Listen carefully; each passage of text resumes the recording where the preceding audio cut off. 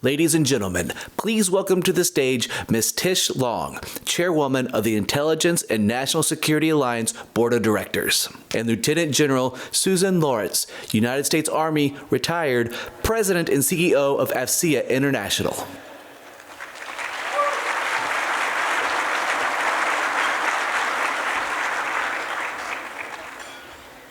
Good afternoon.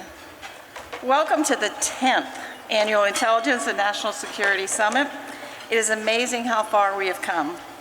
In 2014, we decided to converge an unclassified gathering focused on intelligence in the community, and it has endured. And in fact, we're so excited. This is a record year. We have over 2,000 registrations, so thank you all for your support. So as we talked about bringing us together as a national security leaders from public, private, and academia sectors improves the nation's dialogue about intelligence missions, policies, and investments, and you're going to hear that over the next 2 days. So thank you for joining us. Thank you, Susan. While INSA and AFCEA have a long history of delivering a powerful summit lineup of speakers and topics, a key component of the program's success is your participation. The summit is strengthened by your questions, your interaction, your visiting the exhibits, so please take advantage of everything.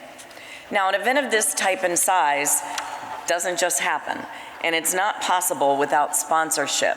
Susan and I would like to recognize and thank our premier sponsors, Jacobs, Maxar, Peraton, and Siren, our keynote lunch sponsor, Lockheed Martin, our platinum sponsors, Arcfield, CACI, Dakota State University, Elastic, Exeger, GitLab, IBM, MFGS, Recorded Future, Thomson Reuters Special Services, and Trellix, and all the other many sponsors who are shown on the screen and in your programs. Their support and demonstrated commitment to public-private sector dialogue are crucial to a successful national security enterprise. We welcome the many members of press who are in attendance today. An amazing 60 news outlets are represented here this week, and we couldn't be more excited for them to tell our story and what we're doing as we do our plenaries and our breakout sessions. Now, we will take advanced questions, and during the plenaries, please submit your, I think we're going to try to put it up there, questions by email to questions@intelsummit.org. And then during the breakout sessions, we'll have 3x5 cards there that you can write your questions and hand them in to the speakers at those. Now, when you're talking and on social media about us, please go to Intel Summit 23 to tell your message.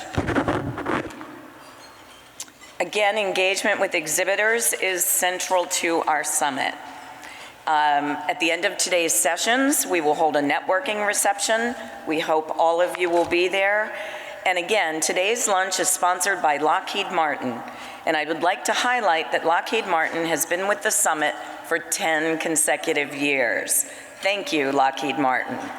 So at this time, if we could please welcome to the stage Maria Desmarais, Vice President and General Manager, Special Programs, Lockheed Martin Space. And Maria will introduce our plenary session. Protecting what matters most is the mission that matters most. At Lockheed Martin, we know today's battlefront is behind, above, and below. So no matter where the threat comes from, we make sure you stay ahead of it. Out here, we understand that every piece of the all-domain puzzle must fit together perfectly so that you can defend our shared values and own the contested battle space. That's why we've spent decades building and connecting the platforms you need to dominate every domain across air, land, sea, space, and cyber. We've created technologies that unite disparate and complex systems so you can sense, make sense, and act, protecting in the same moment you detect. And to safeguard that advantage, we're integrating digital engineering, AI, and 5G technology into the field and within our own walls. Everything we do is in service of what you do. And and why you do it. Your mission is a safer, more secure world. Our promise is to help make it happen by connecting the software to the hardware to everywhere, ensuring those we serve always stay ahead of ready.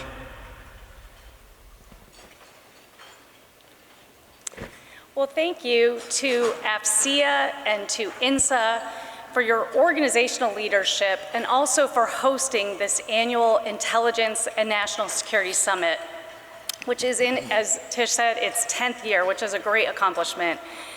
And this summit is a premier forum for us to be able to come together as a community and really collaborate to achieve our ultimate national security imperative, to protect what matters most.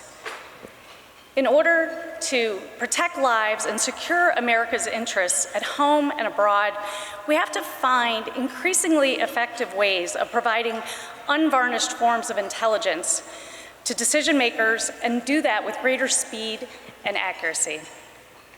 Today, we're going to hear from 6 of our intelligence community senior leadership.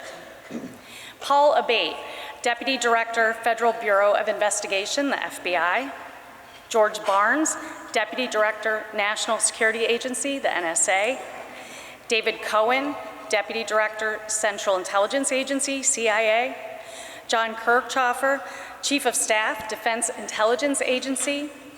Dr. Troy Mink, Principal Deputy Director, National Reconnaissance Office, the NRO.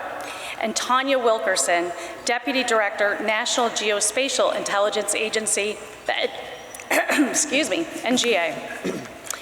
So they're coming together today to discuss the strategic challenges that we must address as a community in order to succeed at our no-fail mission.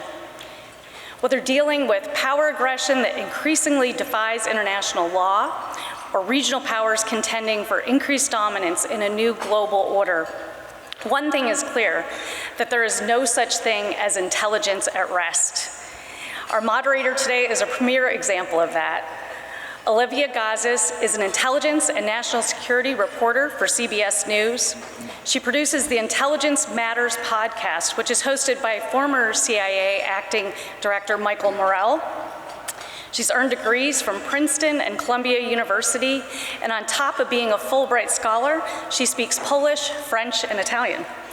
So I know this is going to be a thought-provoking and stimulating conversation. So ladies and gentlemen, without further ado, our moderator, Olivia.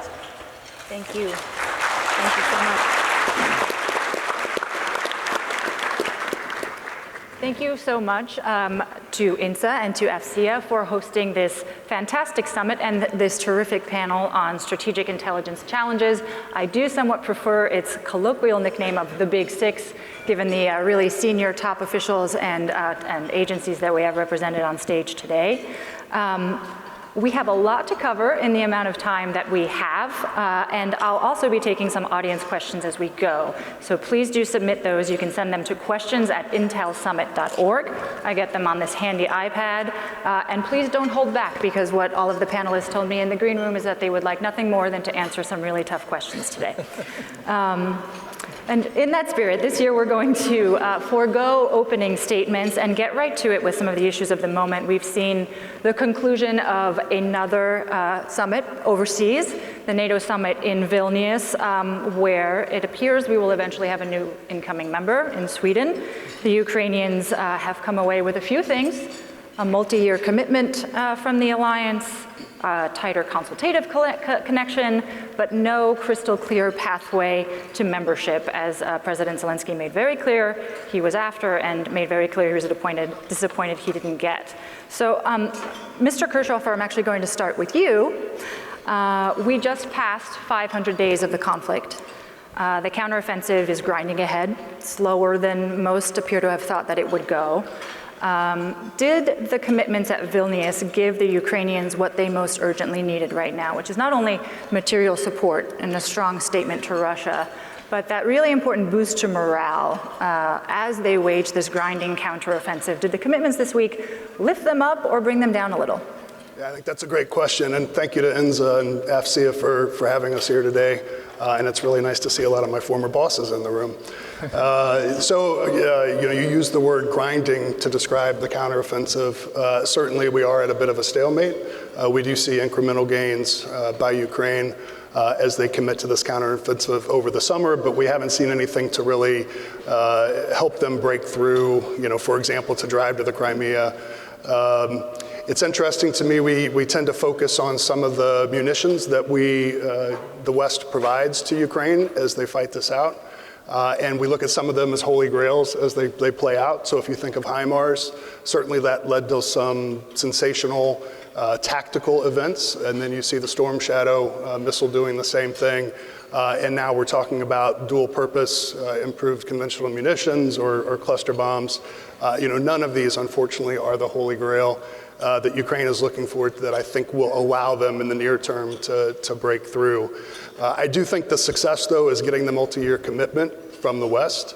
I think one of the things that the Russian leadership believes is that they can outlast the support of the West. So to the degree that we can give confidence to Ukraine that we're in it for the long haul, I think that is a success that they can take back. And ideally, it will make Russia rethink its calculus for long-term results of this invasion. But if, as some U.S. defense officials have described it, this is the beginning of the middle, what do the Ukrainians need to achieve? What can they achieve by the time winter sets in? Yeah, I think what they can achieve is to continue what they're doing. They are, driving a lot of Russian attrition. I don't know at what point that becomes a tipping point at home, be that with elites in Russia that see the futility of their efforts, or perhaps the Russian war mothers come back and become advocates again. I think that's the long haul hope for Ukraine. I don't know, though, what kind of timeline that's on or where that tipping point is. But that attrition is real, and it is painful, and it's happening across the forward line of troops. Do you think that the commitments at Vilnius did anything to make Vladimir Putin more willing to negotiate or not? I don't know. That's a great question. I'm not sure that I understand his thinking. And I think that's one thing that we all struggle with, is trying to figure out what is his version of rationality and how is he impacted by activities going on in the West. I don't know that that changes things at this point. Let me ask somebody who might, or at least should, have a little bit more insight into what Vladimir Putin might be thinking. Deputy Director Cohen, I would welcome your thoughts on that question, but I also want to tack on something that Director Burns recently said in the aftermath of this armed rebellion led by Yevgeny Prigozhin.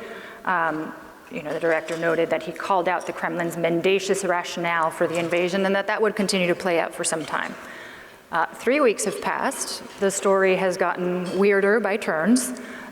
So where are we now? What did his attempted mutiny reveal about Russia, about Putin, that we didn't already know?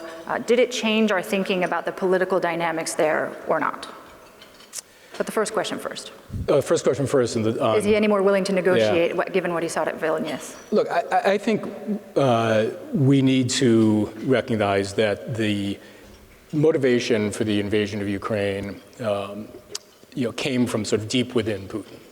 He does not view Ukraine as a legitimate country. He sees Ukraine as part of Greater Russia, and I think he sees himself as a great Russian leader, that his role in history, his place in history, is somehow dependent on righting this historic wrong of Ukraine being separate from Russia.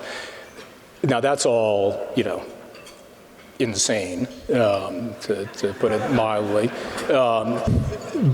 but it is very much what Vladimir Putin believes. And it was what motivated the invasion. That has run up against the reality of a very stiff Ukrainian resistance.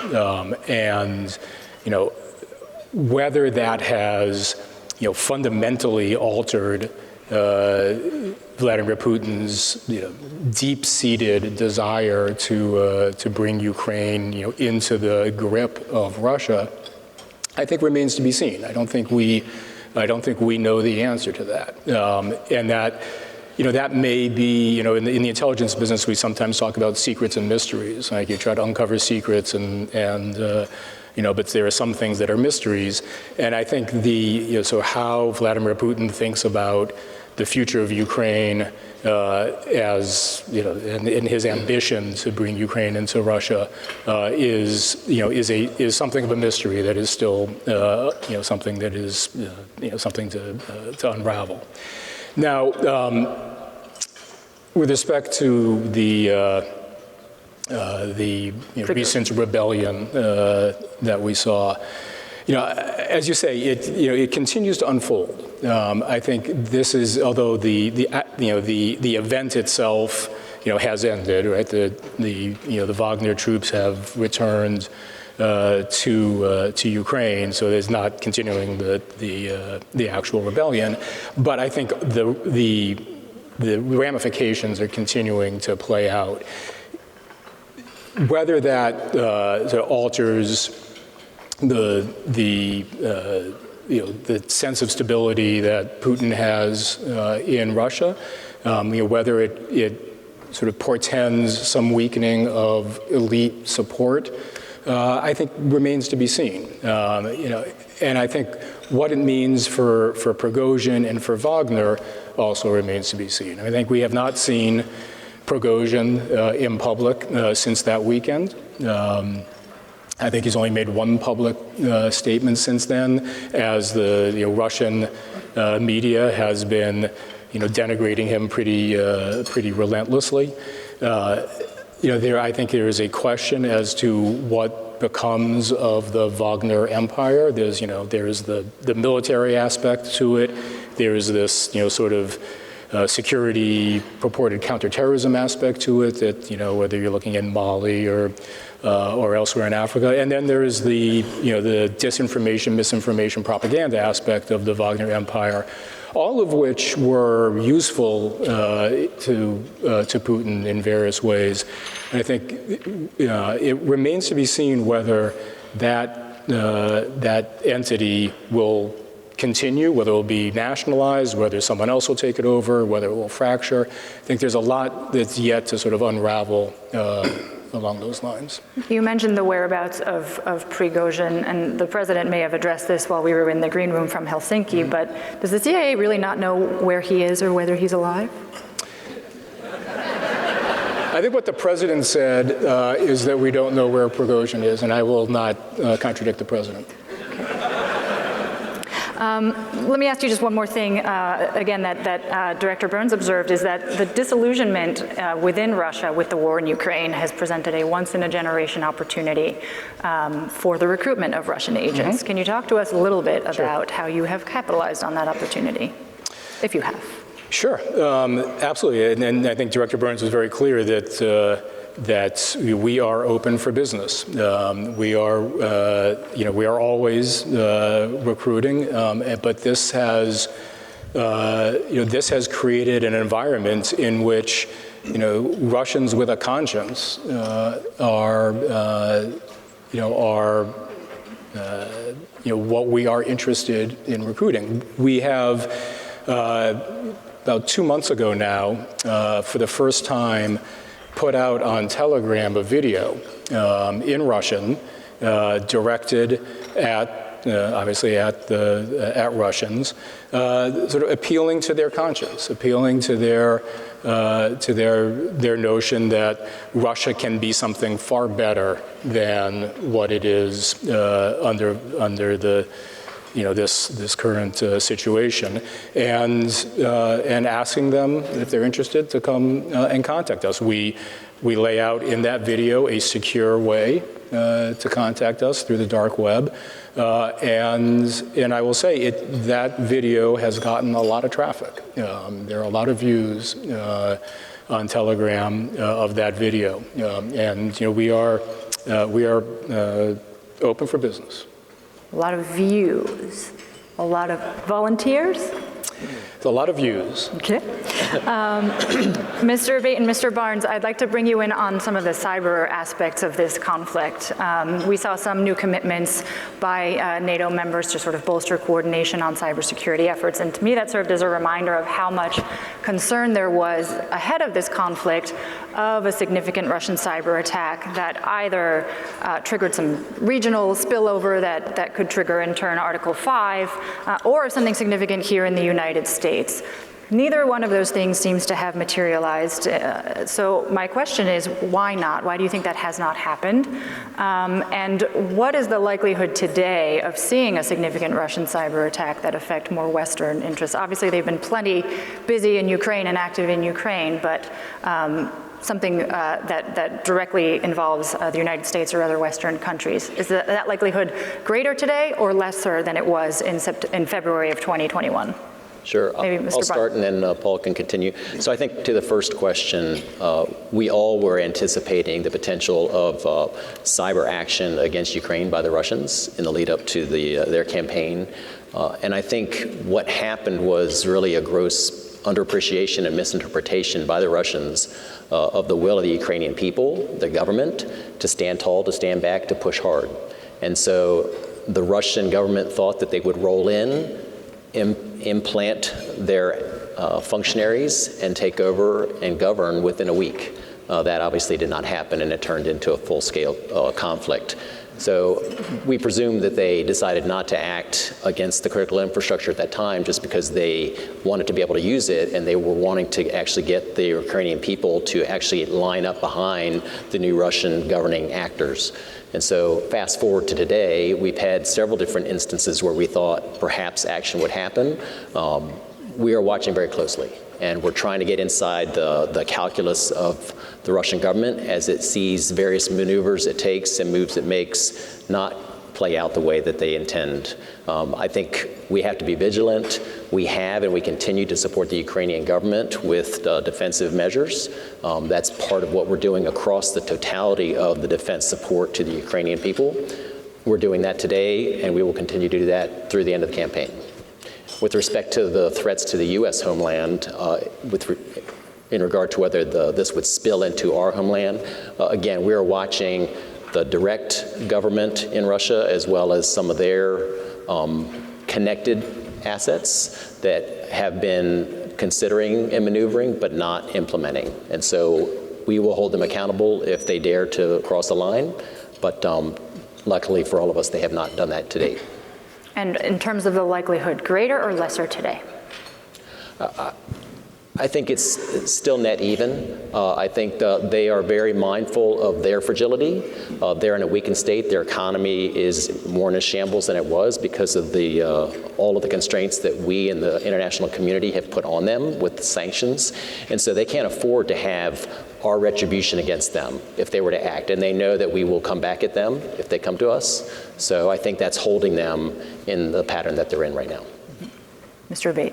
Yeah, I'll jump in. I would say that the success that Ukraine had in mitigating and preventing cyber attacks from the start is really a reflection of experience and lessons learned being applied by the Ukrainian government and, by partners here, as well as in other places around the world. The fact is that Ukraine had been attacked by Russia in massive ways in years before that, and there was a lot of learning that came from that. And in the run-up to the invasion, I think those lessons were taken and applied very successfully. And also, we've noted this before, but the role that the private sector played in helping to support Ukraine and sharing information and warn in advance is unprecedented. It's like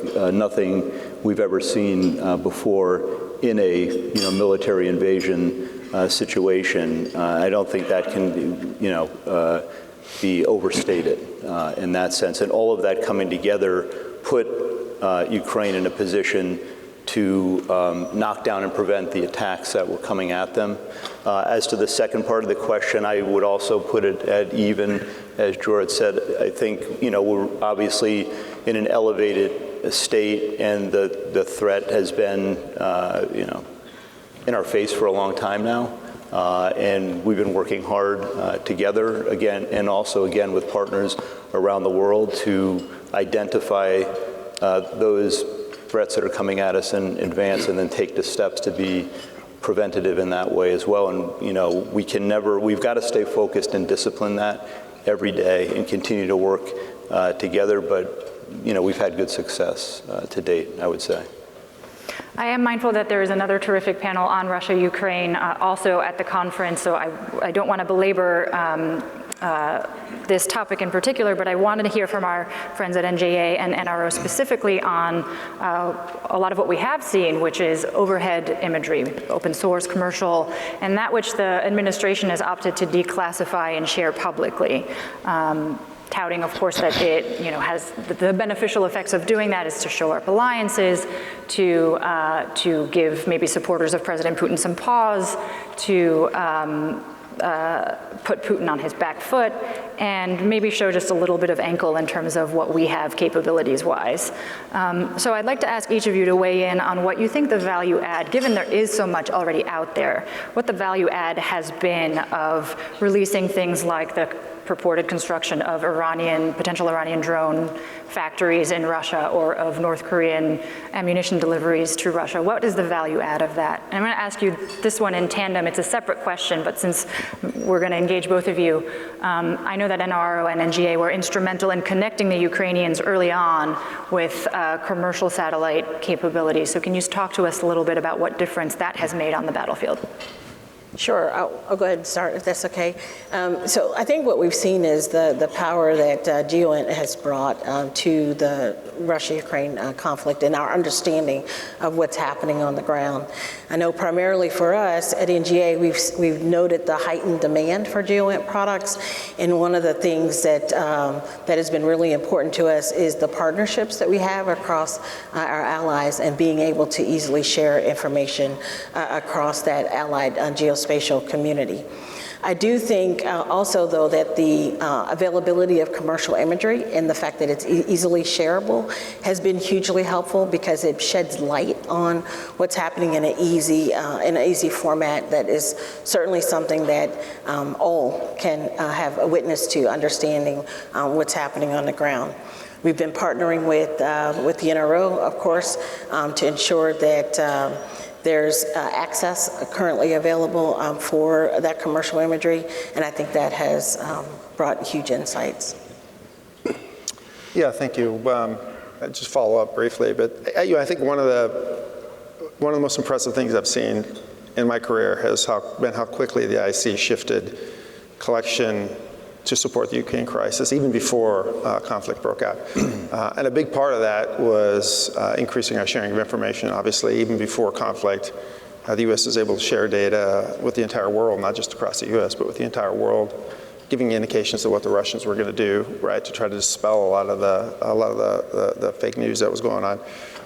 And our part of it is obviously working closely with NGA to not only help unclassify the national collection from our national systems, but to increase our partnership with the commercial companies, to increase capacity, as well as open up sharing, right? To the devil's in the details on this. How can we share this data more openly with partners that we usually have traditionally not shared with? How we do that, go about that. So I think it was obviously a huge success across the entire IC, and I think we made huge progress, and we learned a lot, right? And that we're actually rolling into our future acquisitions to make it even more easier in the future, both on the national side and then with the very important augmentation we get from the commercial systems. And we will continue to do so. I'm glad you raised the sharing aspect, and maybe I'll just pose this as a jump ball to the panel. Has the amount that we have shared, has it in any way set up a problematic precedent? And this is just one example, but in the aftermath of the Prigozhin rebellion, there was some grousing from some allies that maybe we had not shared our most exquisite, our most pinpointed, our most up-to-date information. So is there any concern at this stage that we have set up a demand cycle that we may be reluctant to feed in the future? Anybody? I'll start. David can add in. So I think we have to tailor our approach to the situation. Yeah. There's no one answer. And so the answer for Russia-Ukraine is and will have been different from answers for other situations. That being said, in the situation of Russia, we had to actually get out ahead of Putin and his regime with the truth. They are masters at information control and manipulation. They've done it for decades. We saw the precipice of that was about to happen in this situation, and so we had to jump and take advantage of time, and time is of the essence in the information game. And so we worked together as a community with the National Security Council, and we were very deliberate about what was released, to whom, in what order, and under what circumstance. And that's a playbook of what's not only possible but required in the future, because information and relevant information in time that matters is part of the game of staying in control of situations. But to your point, it's not a stamp. We cannot stamp this out in every situation. We have to look at the fragility of our assets and the situation at play. I will move on to China unless somebody has something burning to add on that point. So China, one of the most significant spectators, and we can certainly discuss that characterization of the conflict in Ukraine. We know President Xi has been watching closely, taking away some lessons of how it has all played out for Vladimir Putin. We may be seeing some percolating interest from Beijing in managing this conflict from a diplomatic perspective. So Deputy Director Cohen, I'm going to start with you. Can you talk to us a little bit about China's likely view of the conflict now, 500 days in the aftermath of Prigozhin? What were Xi's takeaways from that incident? It sounds like President Putin is heading to China later this year, so is that partnership, such as it is between Moscow and Beijing, is it faltering or is it as strong as ever? Look, I think there's no question that that President Xi has been watching very carefully what has been happening on the battlefield, and probably watched with some alarm the Prigozhin rebellion. I think for a variety of reasons. And one is, as you noted, the relationship between Russia and China is strong. They have, declared a partnership without limits. That has, I think, been tested in the course of this war. But there's no question that as sort of China looks at its role in the world and its ambitions in the world, having a Russia that is a reliable or as reliable a partner as it can possibly be is important. And Putin, as the leader of Russia, is part of, I think, what Xi wants to have in its clearly now its junior partner in that partnership. As the war has unfolded, the Russians have, clearly been in need of a variety of support. They've looked to China for economic support. They've looked to China for financial support. They've looked to China for support on the battlefield. And I think what we have seen from the PRC and from President Xi is a reasonably cautious approach to how much support the PRC is prepared to provide Russia. Just on the question, it goes a little bit to the question that you were just discussing with George about the use of intelligence and disclosing intelligence that we have. I think one of the things that we have seen is that as the Russians have been looking for support on the battlefield, looking for weapons as their stocks have been running down, they've looked around to various potential providers, including the PRC. And we have, as a community again, made sort of very deliberate, calibrated disclosures of intelligence to highlight where the Russians are looking, including looking in China.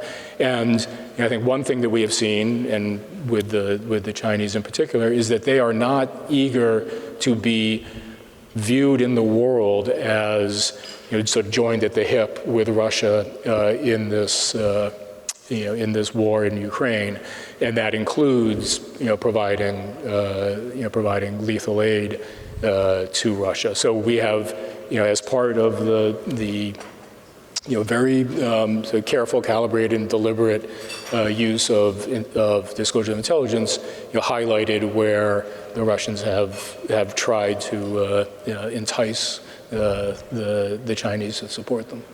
On the Taiwan question, I mean, we know the assessment from the agency and across the IC is, we know that Xi has ordered the PLA to be ready to invade by 2027. Yeah. The likelihood that that happens increases the further we get into the decade, into this decade. Has what has happened in Ukraine accelerated or decelerated that timeline at all is one, and maybe you and Mr. Kirchhofer can weigh in on it. And then are they on pace to meet that goal that was set up by Xi?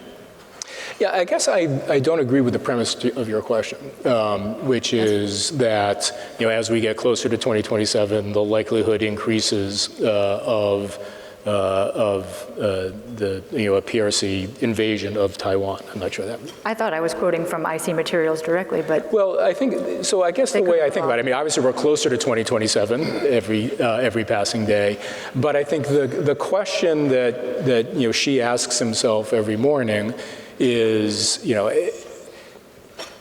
he clearly has an ambition to unify Taiwan with the mainland. And I think the question he asks himself is, what is the best course for me to pursue for unification? Is it through a military invasion? Is it through coercion? Is it through other means? Is it something that that is not something that we can reasonably achieve in 2027? Is it going to take longer? I think one of the things that we as a community and with partners who are not on the stage, obviously in the military, have tried to do is to continue to instill doubt in Xi's mind that a military invasion of Taiwan is something that would be successful and would ultimately result in what Xi wants, which is a reasonably smooth unification with Taiwan. And so I think we are working very hard on this across the community, and I think it's obviously difficult to know whether it's closer or further away, but I think it is not obvious that as we sit here today, that a military invasion of Taiwan is more likely than it was a month ago, 6 months ago, in Xi's mind. Mr. Kirchhoff. Yeah, I think 2027 was always a military modernization goal. Certainly they are on track in that regard. I agree that doesn't mean that it makes war any more inevitable, but it certainly raises the stakes in the event that there is war. Admiral Aquilino, the commander of U.S. Indo-Pacific Command, has been clear that for us, it's about readiness. And so from an intelligence perspective, we're trying to make sure that he and his subordinate commanders have all the information they need in the event that, in fact, it does go off. Right, even if it's before 2027, right? Certainly, there's been news about Air Force Air Mobility Command commander saying that he thinks it could be as early as 2025. That's our intent, is let's make sure that U.S. forces are prepared in the event that 2025 is when the balloon goes up. On the communication question, why is the problem of establishing military to military communication with China such an intractable one? Well, I think, mill-to-mill communication or intel-to-intel communication, it does nothing but build trust in the event of some sort of miscalculation, right? Certainly as they've become more belligerent, more aggressive, you've seen the videos that where they're trying to make life tough for us, the chance for an accident is real. And so what happens at that point? And if you don't have those mill-to-mill communications, those intel-to-intel communications, you're really reliant on political actors only who have a different risk calculus that they're thinking through. So that's the power of partnership, even with adversaries. Director Burns did say that he had sought to quietly strengthen the intelligence channels with China. Is that our de facto deconfliction line right now? I mean, I think it is a line of communication, but I think there's no question that having lines of communication through intelligence and through military channels, the more robust those lines of communication are, the greater likelihood you'll have to avoid misunderstandings, miscommunications, and be able to be, clear with one another about intentions and capabilities. And I think I couldn't say it better. This is, I think, deeply in the interest of both countries to avoid a inadvertent conflict. Mr. Kirchhoffer, I want to ask you one question about the surveillance balloon, only because U.S. officials have said now that the balloon was not only not transmitting as it traversed the United States, but because that it was not even collecting. So should that reframe how we think about the whole incident, or should it not? Well, I think that's a policymaker decision on how to think of that risk. I think for us, it's real, and it's a viable threat that it could go live and transmit and be collecting exquisite intelligence as it crosses, Canada, United States. So the risk is real. But I think in terms of what does it mean for how the U.S. responds, that is clearly a policy response that we wouldn't get involved in. Gotcha. Mr. Abate, there were also reports that some U.S.-made technology was on that balloon. So two-parter for you. One, is there any plan right now for the FBI to release publicly any information that it gleaned from the wreckage of that balloon? And then more broadly, if you could talk to us about the Bureau's work in enforcing the kind of export control regulations that are aimed at preventing the kind of sensitive technology transfers that appear to involve. Yeah, on the second part of the question, I mean, that's work that we're engaged with in routinely. We're doing that, and that would be applicable in this case. I don't have anything to offer on that in terms of insights to share here. On the first part, I'm also not in a position to say whether anything will be released, and we're doing this in partnership with the Department of Defense and other components here, and it's an ongoing exploitation, so we'll see what follows. Sure, but on export, there was a new task force set up, right? The Disruptive Technology Strike Force. Can you talk a little bit about what that is doing and looking at?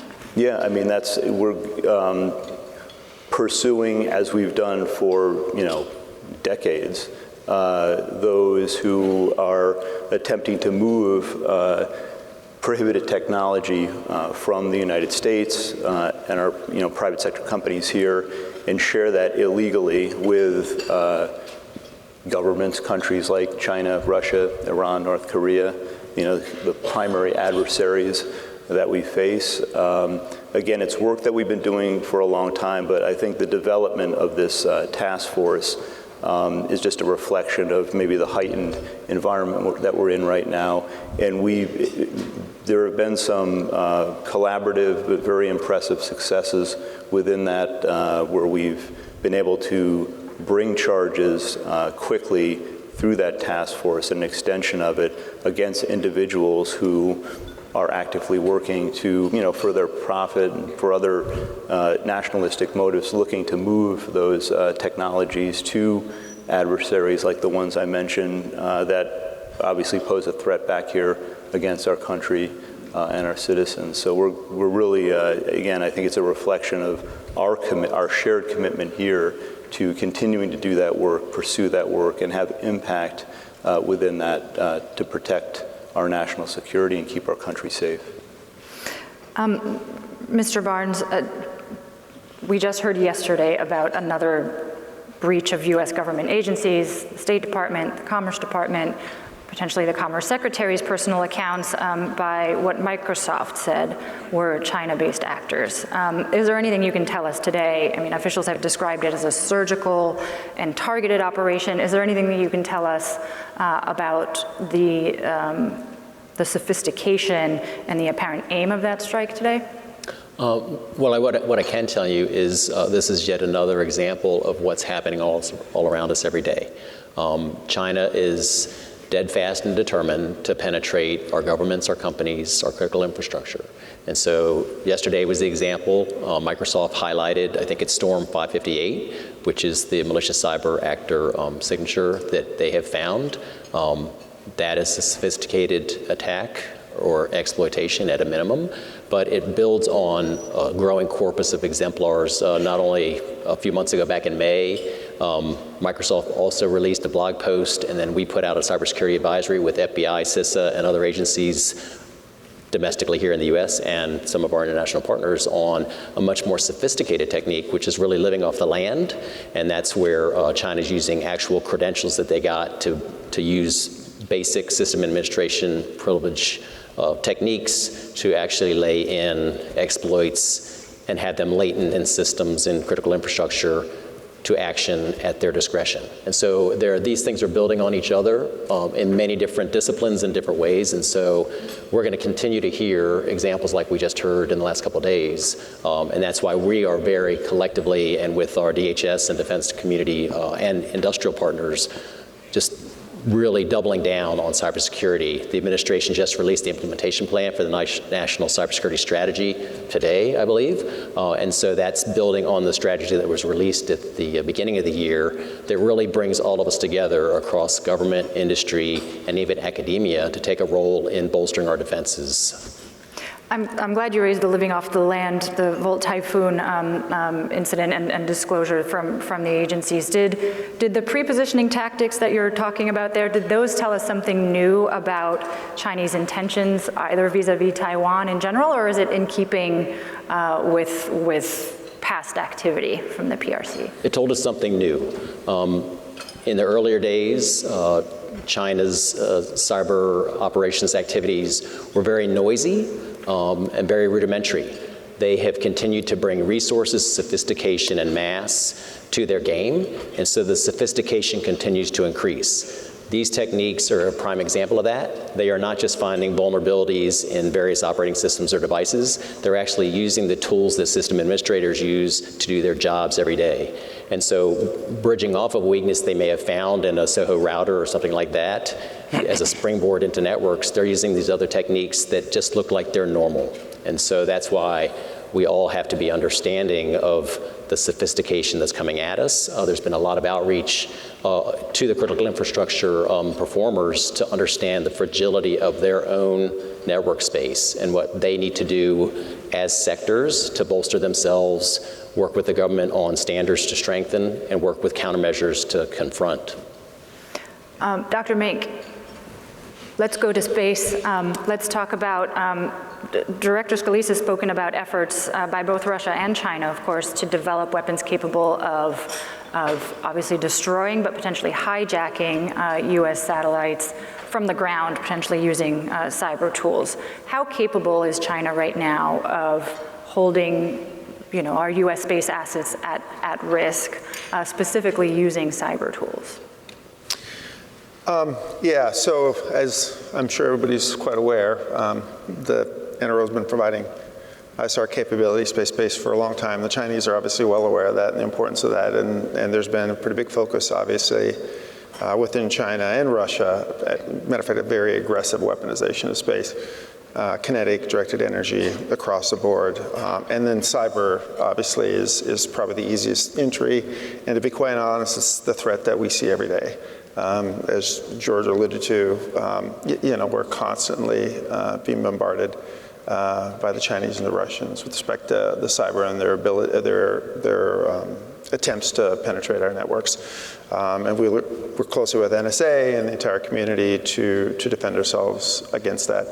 I think we are in good position to protect our systems today, but without continued investment and diligence, we will not be tomorrow, right? So that is actually a major focus. A lot of discussion and the space resilience has been on the space side of the house, but the ground systems are just as important and probably more vulnerable, and that's something we are making a major focus on. Actually, it has been a major focus for some time, and it's going to continue in the future.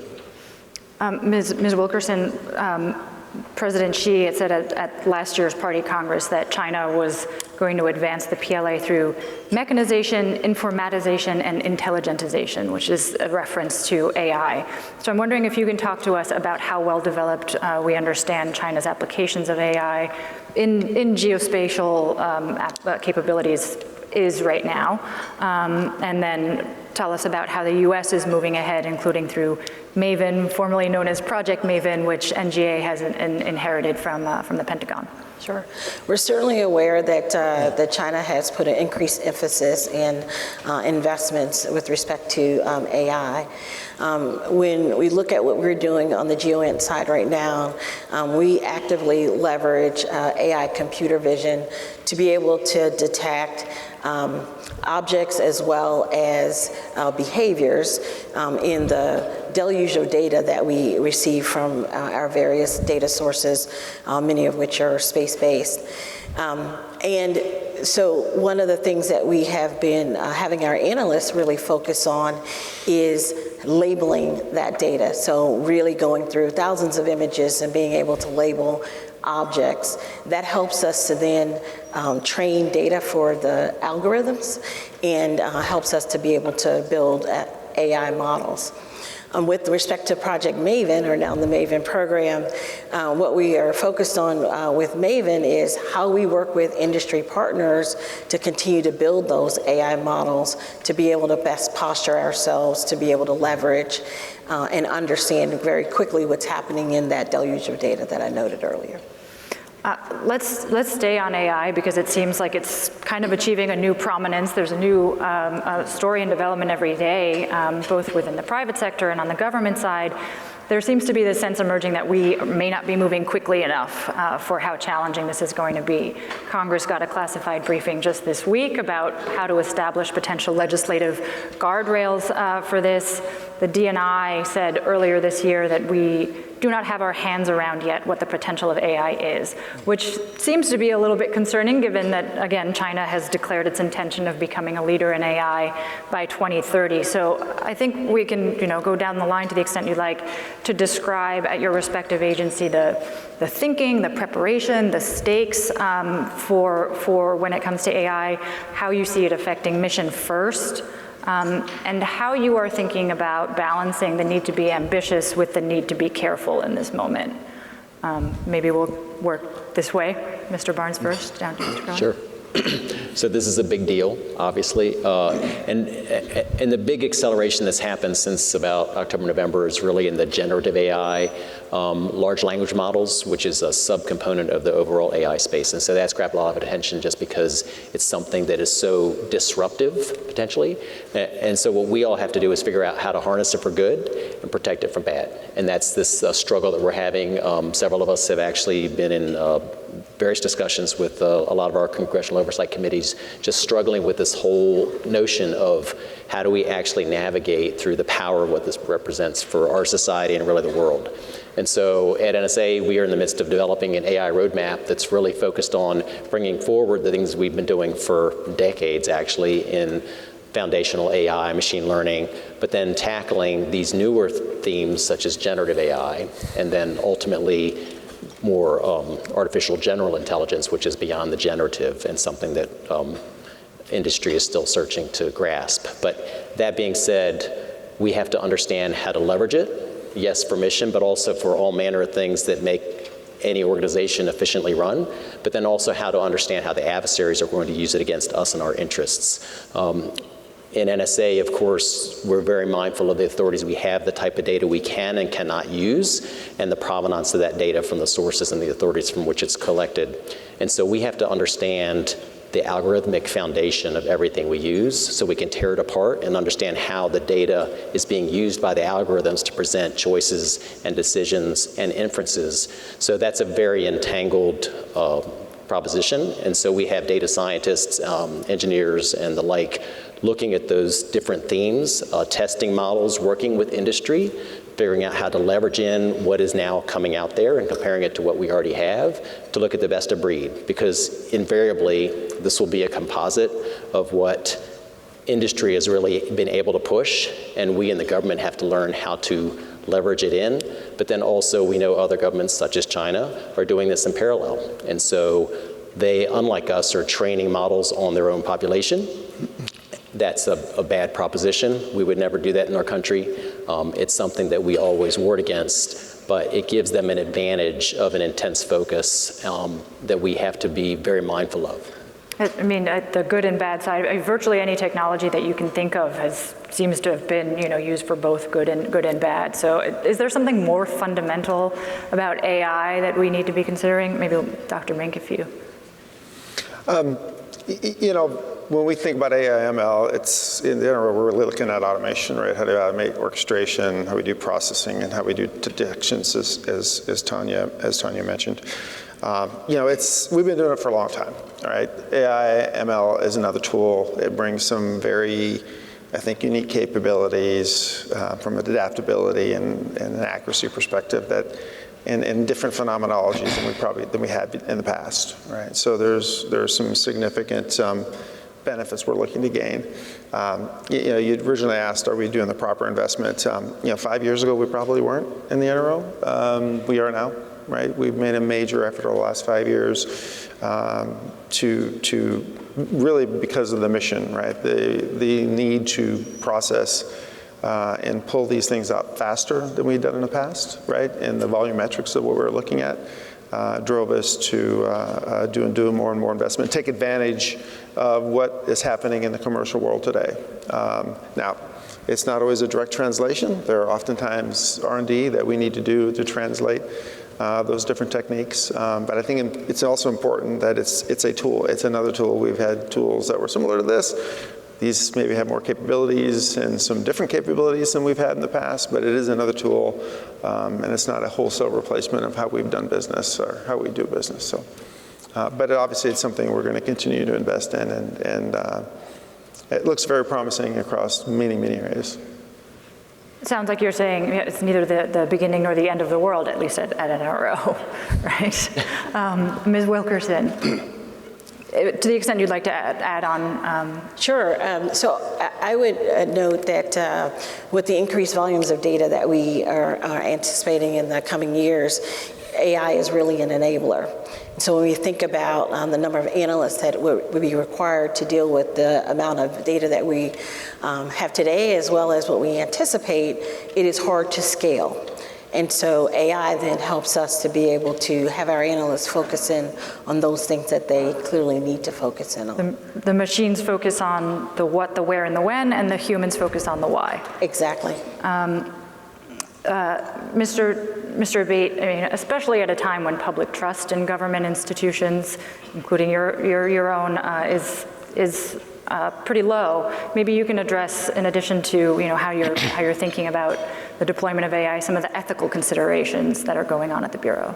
Sure.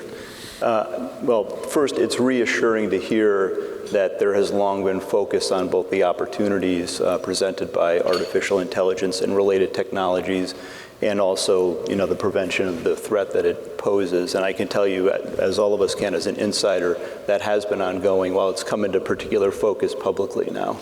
And I think that should be reassuring to everyone here. For the Bureau and with our partners here, we look at it from the threat standpoint.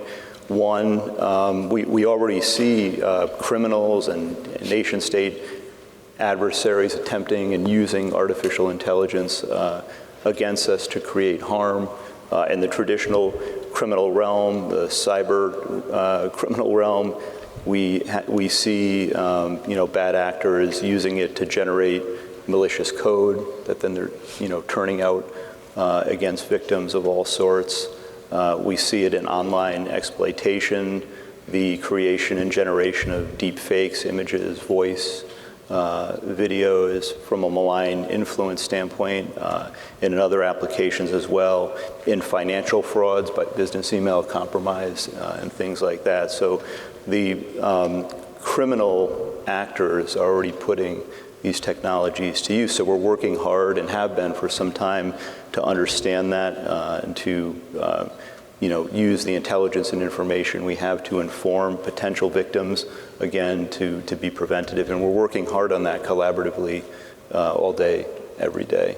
We're also, on the defense side, working hard to prevent governments like China and others from stealing U.S. innovation and technology in this realm. And as my colleagues here have already pointed out, that's really, really important because we obviously understand the implications of that and the world-changing nature that that can bring. It could literally alter our way of life here. So we have strong, partnerships on that front as well, and we're working hard every day to protect, along with private sector partners, the advantages that we have here. And then internal, just from the FBI standpoint and how we're using AI, we have developed policy with respect to that. We're engaged with various governance boards, along with colleagues here, on that to ensure the responsible and ethical use of artificial intelligence. We always importantly have a human involved in the loop, and we're already applying it successfully, within the work that the FBI does in terms of, as was already mentioned, triaging and prioritizing the immense amount of data that we're taking in through our investigations and other, forms of collection. We're using it for language translation also in terms of, understanding the collection that we have. So, and we're, going to continue to do that, but we are going to do it in a responsible and ethical way. That is the number one thing. Thank you.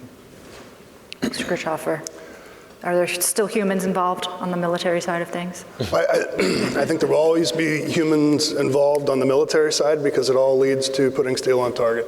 And whether you trust a machine to do that or not, I think for us it all starts with data. Foundation of military intelligence is key that we're going to provide to combatant commanders to fight the wars. For that for us is the machine-assisted analytic rapid repository system, or what we call MARS. That's our modernization effort.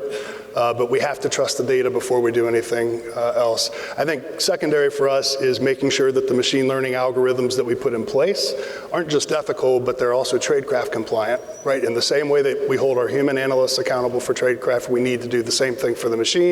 So to George's point, we need to know what's inside the black box. Yeah. Mr. Cohen, I know the CIA has a dedicated mission center to consider these kinds of things, not only the uptake of advanced technologies here in the United States, but what foreign adversaries are taking up and what they're doing. So maybe you can tell us about what you're seeing abroad that might be of particular concern. Yeah, look, I think we look at AI as, and generative AI as a piece of a broader issue set that we are very, very focused on, which is the sort of the revolution in technology. And what we have done in the last couple of years is made some structural changes in the agency to enhance our focus, both on how we bring on technology, but also how we understand what our adversaries are doing with respect to technology. So let me just talk about that second piece there. So we created a mission center, which is sort of how we organize our efforts in the agency, that's focused on transnational technology issues. That brings together our collectors, our analysts, our technologists, our cyber operators, to focus quite deliberately on what our adversaries are doing across a whole range of new and emerging technologies, including advanced computing, which sort of includes the issue of AI. What we are doing with that mission center is trying to enhance our focus on collection, as well as on sort of recruiting talent so that we have the people in the agency, both in our collectors as well as in our analysts, so that as we sort of develop information about what our adversaries are doing, we will be able to understand that, be able to analyze it, be able to present it to the policymakers in the way that we are, that we are asked to do every day in our analytic work. So that is, so what we are seeing in terms of our adversaries, obviously China, as you noted, has ambition to sort of take the lead in AI by 2030. I think through a lot of the efforts that you've heard from other folks on the panel, as well as others in the community, and working really closely with the private sector to try and protect and defend our own technology base, I think we are, we are trying to ensure that that sort of fundamental pillar of American strength, which is our technology lead, and in particular our technology lead in new and emerging areas such as artificial intelligence, is secure. And it's going to be an ongoing battle, but it's something that we're very focused on. We are running low on time. I do want to effort a segue in on the question of capabilities and ethics to pose a question on Section 702, which I know is a priority for a lot of people on this stage. Maybe I'll come to Mr. Abate, you first. I mean, I think it's fair to say that the most heated part of this debate has centered on the FBI's querying capabilities. As we discussed reauthorization, we saw Director Wray submit to some questioning from Congress on that front yesterday. And I think we've heard amply from the other agencies on this stage about some of the stakes involved here. Let me ask you, I mean, the leading proposal from Congress is for the FBI to get a warrant before it can query US data within the 702 database. Why is that not a workable compromise? With regard to the idea of getting a warrant, one, it's not legally required. And that's been stated by the FISA court and other courts as well. But, importantly beyond that, if we had to get a warrant in each and every instance, the delay that would cause would essentially negate and undermine the effectiveness of the tool and the querying itself. It would really take too long, and we've studied the examples, the successes that we've had as a result of 702 broadly in querying itself. There's without going into detail, we've had instances where we've been able to identify and warn individuals here in the United States that there were actual kidnapping and assassination plots against them here in our country, and protect those individuals and keep them safe from harm and protect their lives. We've been able to detect cyber threats coming at our critical infrastructure from Russia, China, and others, and go out and warn those entities, those facilities in advance of those attacks, and prevent that harm from occurring in that venue as well. I could go on and on. There's so many examples of that. The delay that we would experience if we had to go get a warrant, which again is not legally required, would effectively, in the cases we've studied, prevent the opportunity and the success we've had to keep people safe and to protect our critical infrastructure and technology. That's the bottom line. I know that there has been this great effort, or this impressive effort to, illustrate the ways in which 702 has been instrumental. But I mean, do you get the sense that in Congress that education is the problem, or is it sort of a reputational issue among the agencies that are involved in this capability? Maybe Mr. Barnes, I can get you to weigh in, and Deputy Director Cohen, if you'd like to go next. I think one piece is educational. What we do with our authorities, 702 and the others, is extremely technical, and it has to evolve with the state of technologies that we're interacting with. And so part of it is demystifying what's involved, what are the procedures, what are the protections, what's the focus, how are our activities bounded, and in what case does a USP query really apply. And to Paul's point, the whole intention of 702 is really looking in foreign space for foreign actors who would do us harm. If they invariably get connected to something that has US protections, whether that be a person or a device, most of our action is going to be defensive to warn them, hostages, terrorist acts, cyber criminals, cyber intrusions. So when NSA has information that we pass to FBI, they are the action arm domestically to ensure that they ward off and create deterrence by informing and providing defensive measures for those that are actually in harm's way. Mr. Cohen.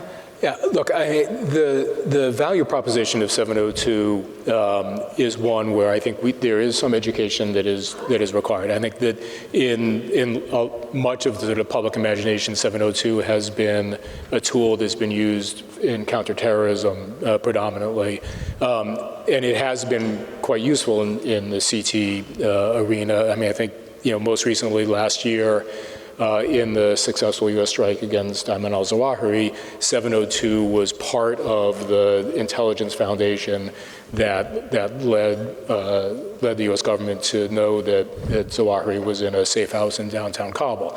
But importantly, 702 is valuable in the whole sweep of national security issues that we spend our time working on. So, as we talk about great power competition, we've talked about the Russian invasion of Ukraine. 702 has been instrumental in identifying Russian atrocities on the battlefield in Ukraine, the murder of innocents, the separation of children from their families. 702 is instrumental in that. In looking at cyber attacks coming from a range of cyber actors, the Russians, the Chinese, the Iranians, others, 702 is critical in that. And importantly, those cyber attacks are against U.S. persons, against U.S. businesses, against, you spoke earlier about the most recent revelation of an attack against U.S. government entities. 702, I'm not saying it was in that particular instance, but 702 in cyber attacks will help identify both the foreign attacker as well as the U.S. person who is the victim, and working with the FBI in particular, being able to notify that U.S. person, 702 is critical in that realm. 702 has also been instrumental in helping to identify the supply routes for precursor chemicals for fentanyl coming from the PRC, ultimately making their way to the fentanyl producers in Mexico and Latin America. Again, if we want to effectively address that really important national security issue, 702 is a critical part of that. I think it is incumbent on all of us to educate the American public, educate the representatives in Congress on both the value of 702 and all of the steps that have been taken to address some of the concerns that have been raised.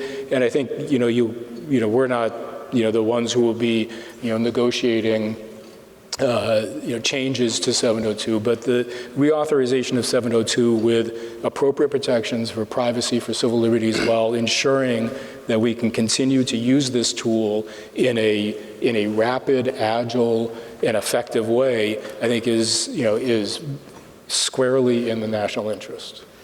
I just want to say that I've been looking at the audience questions come in, and there's been some tremendous, wonderful overlap in the stuff that we've been discussing with what people are interested in hearing. There's not been one on 702, but I have no doubt that the use cases that you're illustrating remain, super of interest. You opened the door on Zawahiri.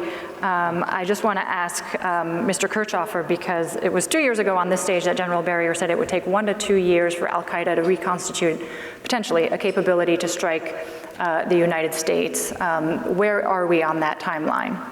Yeah, I don't think it's been as rapid as he was concerned with at the time. I feel like we have been able to hold at bay the biggest fears that we had at the time. 2 years ago it was very uncertain, I think, and we were very fearful. But with what we know now, no, I think we feel much better about it. And we have crammed a lot into the hour and 15 minutes that we have had here. I want to take a brief moment to sum up, because there's been all this discussion about the world being at an inflection point, that confronting these various challenges that we have discussed in technology, in geopolitics, in transnational threats, in the climate crisis, is going to require an extraordinary amount of unity and cohesion internally and with regard to like-minded partners. So let me just get your parting thoughts now, especially as we're entering an election year, on the U.S. presenting itself as capable of demonstrating the kind of internal unity that it presumably needs to confront some of these huge and fast-moving challenges. Jump ball. Who wants to go first? I'll go first. Great. Look, and what I will say is that I think what you see on this stage is a unity of effort. And one of the things that distinguishes this country from, you can look at our two principal adversaries. Look at Russia and China, and you look at their security services, their intelligence services. They do not cooperate in anything like the way that the U.S. intelligence community cooperates. And that gives us an advantage in the world, plain and simple. We are better than our adversaries in our intelligence community. And I think that provides a foundation for our political leadership to do what is, I think, the part of what the sort of special sauce that makes the United States a more powerful player on the world stage is that we have alliances, we have allies, we have friends around the world that is in part facilitated by an intelligence community in the United States that works well together. So, I would take our intelligence community way over anybody else's, and I think it's a good foundation for this country being unified. That seems like an elegant summary, but please, I'll just say, Mr. Brunson, you'll have don't disagree, George. I disagree with my friend. I'll just say we're smaller in number than either the intelligence services of Russia or China. Yeah. We operate under authorities that are transparent. We operate with respect for civil liberties and privacies and the Fourth Amendment and many other pieces of our Constitution. None of those apply to our adversaries. So our job is many, many times harder than theirs, but because of the fact of partnerships across us, with industry, with other government agencies, as well as with our international partners, we bring might to the fight and in ways that they just can't. And so that's our force multiplier, and that's what we lean on. I think we have to leave it there, only because we have run out the clock. A big thank you to our panelists, to INSA, to AFCEA, and now I would like to welcome Susan Lawrence back here to the stage. Thank you.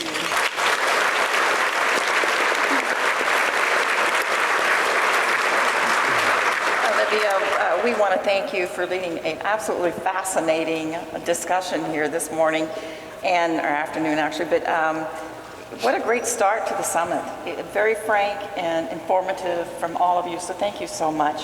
We're going to ask you just to stand one more time for that one more photo opportunity here. Thank you. For you all, we have two fascinating breakout sessions here at 1:30. I have to tell you that at all our events, one of the top topics is the future of the workforce and the impact it has in our business, and we heard a lot of it here on the stage today and the need for that workforce. And the second one, of course, as Olivia talked about, is the lessons learned analysis of the Ukraine-Russia war. So please join one of those sessions at the end. And we will reconvene here at 3 p.m. for our plenary sessions with Senators Mark Warren and Marco Rubio, moderated by our own Chairwoman Tish Long. And so that's going to be a great session, so we'll see you back here at 3 o'clock. Thank you very much.